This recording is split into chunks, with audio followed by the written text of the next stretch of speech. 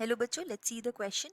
The question here is that cleaning of wastewater in Arta marsh involves.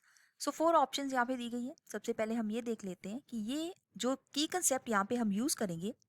So वो की concept है methods of water treatment control. So ये है methods of water treatment. तो ये एक तरह की केस स्टडी की गई थी जिसमें हम लोगों ने सीवेज वाटर को ट्रीट करना है ताकि वो पोल्यूशन ना करे. अब यहाँ पे अगर देखा जाए तो जो कैलिफोर्निया के नदर्न कोस्ट के अंदर टाउन ऑफ आक्टा है, यहाँ पे फ्रेंड्स ऑफ आक्टा मार्श, जिसको शॉर्ट फॉर्म में हम फोम बोल रहे हैं, फ्रेंड्स ऑफ आक्टा मार्श ने मिलके एक ऐसा प्रोजेक्ट बनाया हम्बोल्ट यूनिवर्सिटी के साथ मिलके, जहाँ पे नेचुरल सिस्टम की वजह से यहाँ पे वाटर की क्लियरिंग की जाती थी. तो 60 हेक्टेयर्स ऑफ लैंड इसमें यूज की गई. 60 हेक्टेयर्स ऑफ लैंड में 6 कनेक्टेड मार्शेस थे. 6 कनेक्टेड मार्शेस में सीडिंग की गई डीकम्पोजर ऑर्गेनिजम्स की.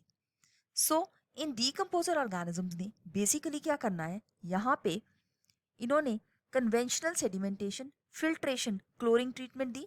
सो दैट मीन्स सी ऑप्शन में ये लिखा गया फिल्ट्रेशन, क्लोरिनेशन और केमिकल प्रोसेस किए गए.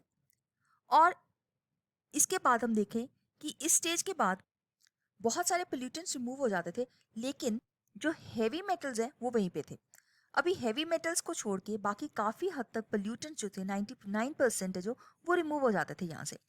अब सेकेंड स्टेजेस में क्या किया बायोलॉजिस्ट ने, इस पानी को कनेक्ट करते थे 6 कनेक्टेड मार्शेस से जो 60 हेक्टेयर्स ऑफ लैंड के बीच में से पास हो रहा है.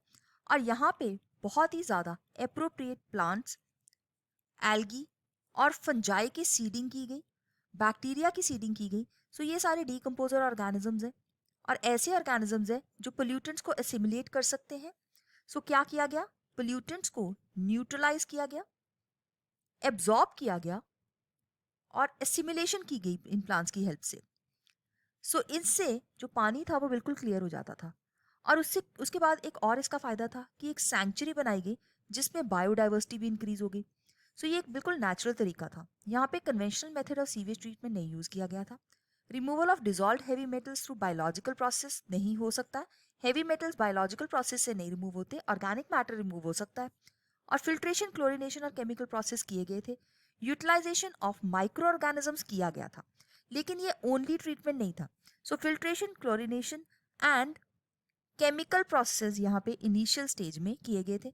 सो हम यहाँ पे ऑप्शन नंबर जो सी है इसको हम बिल्कुल सही आंसर अपने इस क्वेश्चन का मार्क कर सकते हैं. So let's mark option number C as the right answer for this question. I hope you have understood it well. All the best.